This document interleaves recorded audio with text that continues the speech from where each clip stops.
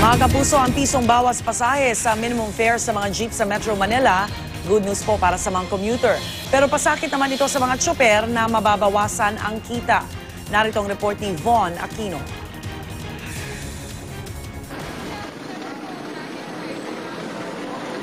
Wala na raw magagawa ang mga jeepney driver tulad ni Jerry Balinde sa pagpapatupad ng pisong bawas pasahe simula ngayon.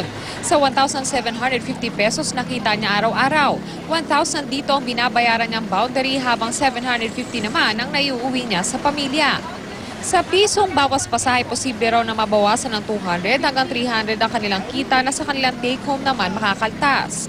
Di bale raw sana kung ibababa rin ang kanilang boundary. At titipirin na lang namin kung yun na lang ang gagawin. Kasi wala kaming magawa dyan eh. Dumadaing naman ang isa pang tsuper na si Eric. Marami raw silang isasakripisyo ngayong nabawasan ng 200 ang kanilang kita.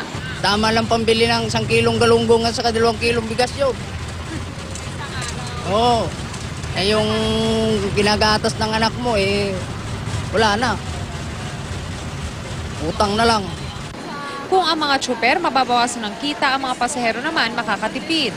Maganda yung kasi para yung maka-minus kami sa pamasahe namin sa araw-araw. So dapat magbawas tayo kasi ang hirap na ngayon sa mga work natin, di ba? Maano na lang yung mga mahihirap. Mula 8 pesos and 50 centavos, 7 pesos and 50 centavos na lang ang pasahe sa jeepney sa unang 4 na kilometro. Pero ayon sa LTFRB, ito ay provisional lamang kaya hindi na kailangan ng bagong fare matrix. Ipinatupad ang bawas pasahe kasunod na rin ang serye ng rollback sa presyo ng petrolyo. Para sa unang balita, Von Aquino reporting.